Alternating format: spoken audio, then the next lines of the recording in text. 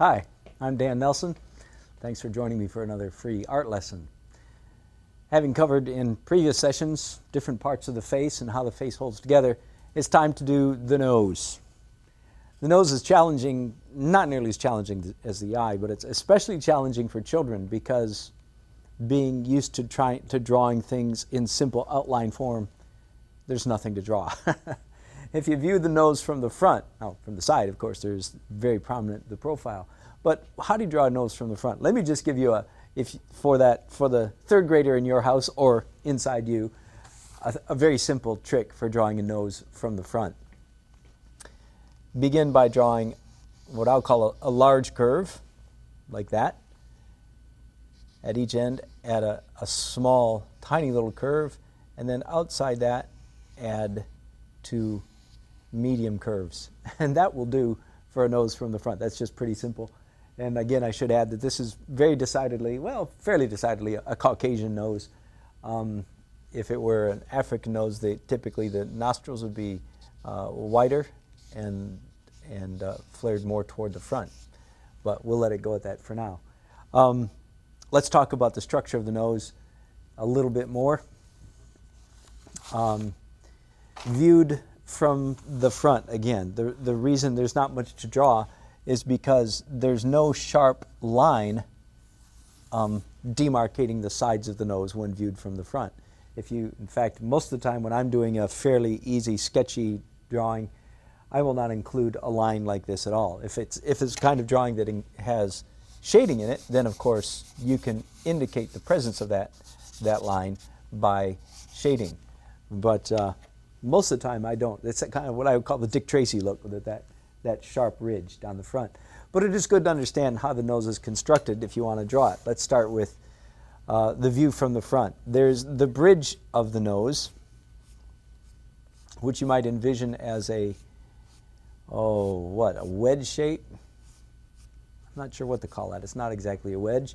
The eyes are here, the glabella is here. And this is the bridge of the nose, the part of the nose toward the top that is a bony structure. If there is going to be any line on the bridge viewed from the front, it's going to be up here in the nose section. In the bony section of the nose.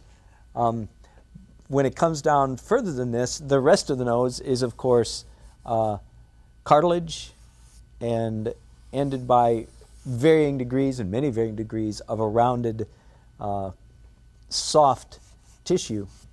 Let me illustrate this from the side.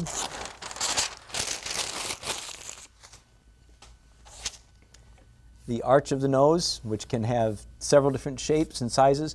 Very often there's a prominence. Now, there's not on my nose, so I'm a bad example, but there's often, or I have very little, there's often a prominence on the nose from the side, right there, and it's typically where the skeleton ends, where the bony part of the nose ends right there, and then when it progresses into the cartilage part of the nose, it dips back down. So from the side, a nose can look something like this.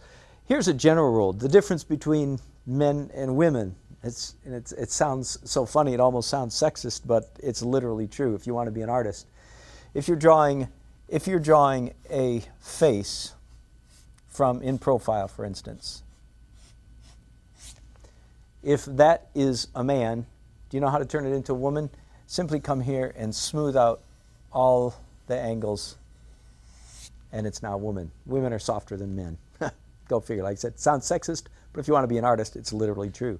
So simply smooth out all those curves, and it's now a woman. So this is, I would say, a more typically a man's nose. A woman's nose is softer than that.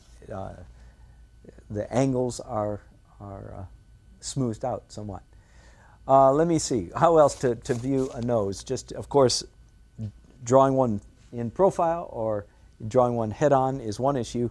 Most of the time, you're going to want to be able to draw a nose that's at a 3/4 angle. So again, you're going to have to be able to visualize in three-dimensional space. It doesn't do much good to just be able to draw it from the side or just from the front. You need to be able to see it in 3 dimensions.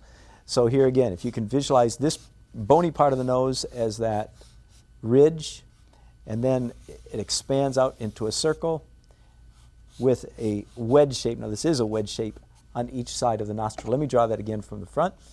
The bony part at the top, softening out into a bulbous end. Some of us are more bulbous than others, of course, and then with a wedge on either side of that.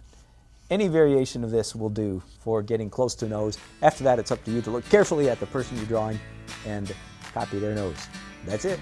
Hope to see you again. Thanks. Bye.